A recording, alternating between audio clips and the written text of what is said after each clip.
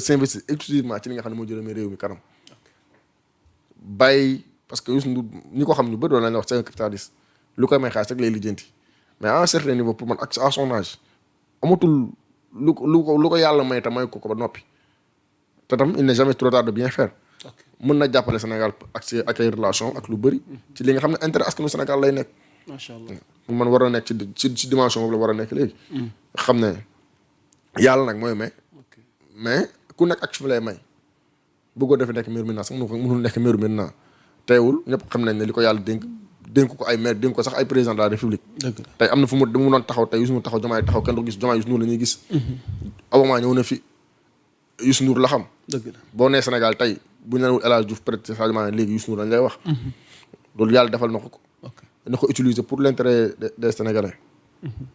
alors dañuy terminer jotaay wi ndax lu duuf ci nag wi xajul ci cin wi te waxtu wi dab nañu ku mel ni Sadio Mané mu mel ni keroog njiitum réew mi donte sargal na te gërëm ñëpp yi tamit waaye moom beral nañ ko loxo ci taxawaay leader bi mu wone ca terrain ba rawatina ca final ba ñenn ñi sax fi mu ne nii moom li ñuy xaar mooy un monument wala askan wi am njukkeel gum ko delloo goo xam ne defe naa mu am woy wu dootul fay ci réew mi ak Sadio Mané. il le mérite amplement. mais bu ñu ñemee nag ci kan bi kese dafa loo xam ne foog mu waxaale ko aussi. par rapport ak Pape Thiaw. yokkaale ko ci waaw. parce que Pape Thiaw dafa def loo xam ne tey Sénégal nañ ko ci war a delloo njukkal. tey bu coupe bi ñëwee tey. man en étant jour xam naa lan la pression psychologique di def ci footballeur ba mën a jouer ci li muy def. gis nga la situation bu ko Pape Thiaw créé woon gëm naa ne Brahim Ndiaye dina am le sang nécessaire ba dugal penalty bi Pape Thiaw moo gagné coupe bi coupe Pape Thiaw la. coupe bi. coupe Pape Thiaw la après au-delà de match bi. tey dafa am loo xam ne ñun Afrique dañu ko xaw a yabee. gis nga li mu def su fekkoon benn Messi moo ko def wala benn coach Ancelotti adduna yëpp ay applaudir c'est un grand coach. moo di wax nga dëgg. li mu def ni mu ko xalaat. c'est du génie c'est du génie. du nit. mais comme que nit ku ñuul la. comme que c'est un Pape Thiaw comme que booy ñaar tale la. non c'est de l'indiscipline. te li gën a metti mooy. c'est des compatriotes sénégalais yoo xam ne tey Pape Thiaw il l'a fait pour le peuple sénégalais. c'est ça. mais malheureusement nit ku ñuul moo tax ñu naan boo gisee ay. mais ñu ngi wax ay sanctions de yu jëm ci ndoddam. xam nga dafa wax ma sama papa Moussa wax. sama papa dama fekk kaso ñëw seet si ma quoi désolé ma ne ko paa lii garaawul ndogal la rek mu ne ma ndogal boo gis loxoy borom mi ngi ci. gis nga li dal Afrique mi ngi lay nuyu de passage. li dal Afrique. waaw li ci bëri loxo africain jugu ci. dalee ko ci colonisation traite nègre yëpp loxo africain jugu ci. tey ce qui est malheureux mooy ñun du ñu dooleel suñu nit. tey Pape Thiaw dañ ko waroon tatagal sargal ko. honoré ko parce que coupe bi tey ginnaaw yàlla Pape Thiaw moo ñu ko jëlal. am na ñu ne nañu yokk fi mu ne nii nag condition yi muy liggéey nañ ko yokk. non loolu moom ñu dañ ci xeex moom. parce que li mënuñu concevoir lu ne ngeen daan fay tubaab bi te jëlul leen coupe. waaw loolu ngeen am nit ku ñuul bon teint sénégalais. loolu jëlal la coupe bi loolu sama yaay xaj jën gi dina ñaar fukki millions pour mu am ko sax problème la. dina ci def liggéey bu am solo am naa ci yaakaar. kan ci tey xam naa mi ngi saan xarit jën kay. waaw ministre des sports.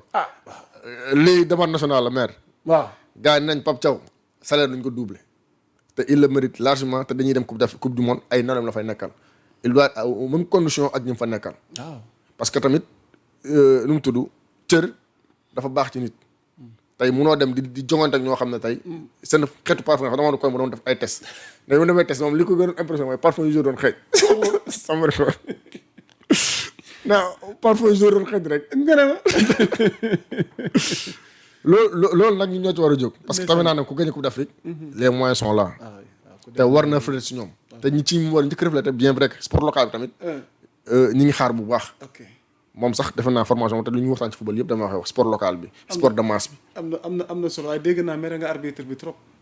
non arbitre moom mu ne lu ne dégg na ko moom loolu moom Ismaïla bay na dégg naa mere na arbitre bi trop. loolu maag sénégalais fëkk télé bi rek nga bëggoon a def. loolu maag sénégalais yëpp ci yam loolu moom maag sénégalais mais yooyu tamit bay na lu mat a bàyyi xel la pour terminer cas yooyu noonu comportement arbitre bi comportement CAF ak yooyu li mu lay wax yëpp loolu laa lay wax rek c'est parce que on est des tiers-mondistes moo tax ku nekk yë mën na yëpp mais bés bu ñu relever suñu niveau économique gis nga nit ki nu mu la gisee da lay ëwalee tey bés bu ñu génnee ci suñu problème yi ñu nekkee nii waaw ba nekk dëkk boo xam ne da ñuy xool naw ñu. waaw dañuy respecté par force.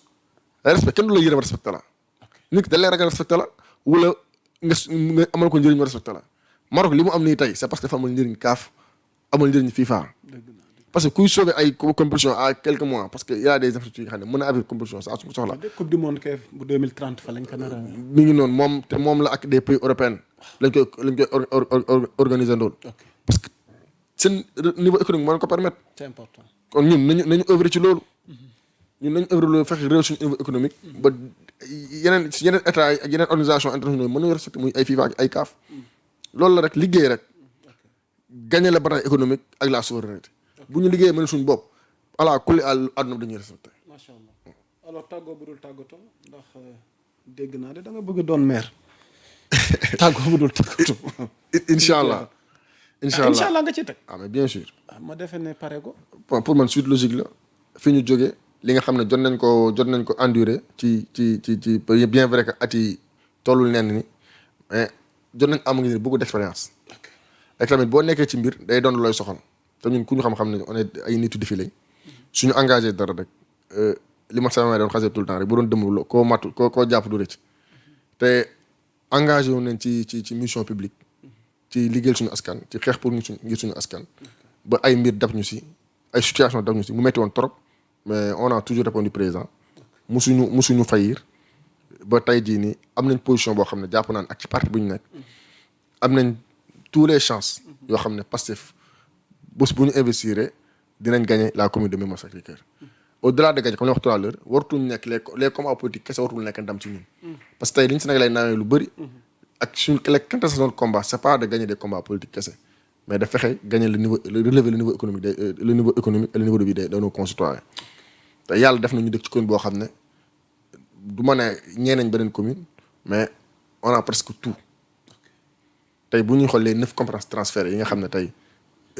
État central jébbal na ko les collectivités territoriales yi ci ëpp ñun ci suñu problème éducation la te c'est des problèmes nationaux santé ak emploi des jeunes moo tax ñun ci suñu maigre moyen on commence à s'y investir te dara xewagul par rapport à l'éducation dem nañ seeti grâce yi waxtaan nañ ak moom ba suñu école bi nga xam ne moom lañ jàngee mooy masse 1 li fa nekkoon ci toilette depuis 54 mosuñu ko rénover canalisation yi tout le temps da doon bouché waxtaan nañ moom ba grâce yi maa ngi ko ci remercier yónnee nañ benn équipe foofu noonu ba defaraat nañ rénover nañ leen toilettes yi. loolu maa ngi ciy remercier grâce yi. am na solo li jéegi loolu le samedi bi incha allah def naa yónnee naa le dossier bi dañuy def. forum sur l'emploi parce que ñun en tant que jeune li nga gis ne li nga xam ne nekk na suñu problème mooy insertion parce que chaque année da ngeen ne y a plus de 300 jeunes yi ñuy dem ci le marché de l'emploi mais ñiy insère duñ sax ma 30 000 moins de 10% ñoom ñooy mën a am liggéey te ñenn ñi manque d'information la ñenn ñi suñu système scolaire moo viable par rapport ak insertion moo tax léegi ak li fi nekk xam ne état mel na ko en place surtout yi nga xam ne état mel na ko en place yu ci mel ne ay 3FPT ak structure de financement yi pour autonomisation entrepreneuriat DER FONGIP affaire yooyu yëpp dem nañ si waxtaan nañ ak ñoom ba samedi incha allah dañuy organiser benn forum boo xam ne population Mermoz Sacré-Cœur dinañ ci mën a ñëw mën a créer link créer xam carrément kii de structure de financement yooyu noonu qu'est-ce qu'il demande ak lan la ñuy soxla pour mën a accompagner population bi. macha allah yooyu mooy suñuy moom la ñuy dox maa ngi koy def ak ñu ngi koy def ak la JPS de Mermoz Sacré-Cœur samedi bii la et on vous invite incha allah pour nga ñëw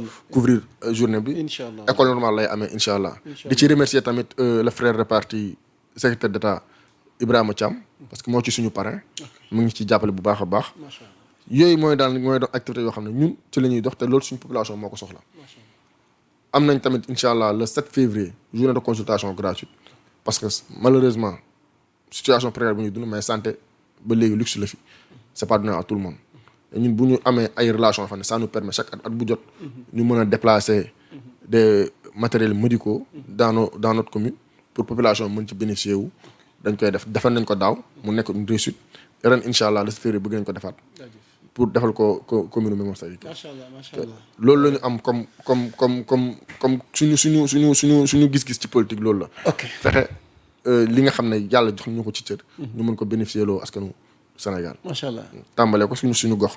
di la jaajëfal Bayna Gueye naturellement. amoon nañ mbégte dalal la ci RV bi nekkoon rendez-vous sur l'actualité di fàttali ni Bayna Gueye responsable politique Pastef la foofu ca commune Mermoz Sacré-Cœur ni ki noonu ñuy nuyuwaale Ismaïla mi ñuy nekkaloon ci xarala gi ak mboolem ñi ci kër gi ci coordination bi di leen wax ni l'actualité est en continu sur Sénégal 7 jaa ngeen jëf mbokk yi wasalaam.